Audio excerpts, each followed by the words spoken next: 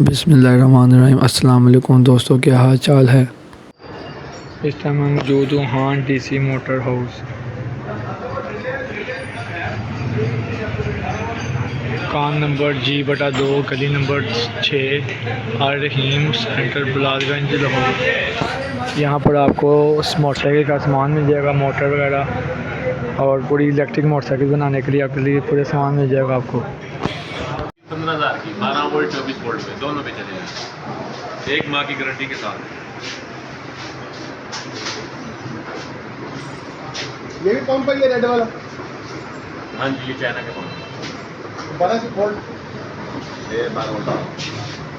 ये बारिश का पानी गोभी वगैरह में निकल रहे वाटर प्रूफ इसको टैंक और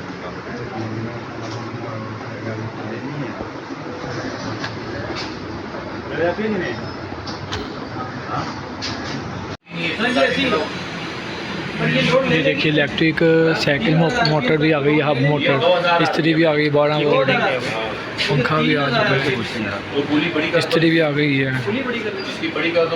गैस का पंप भी आ गया 12 वोल्ट।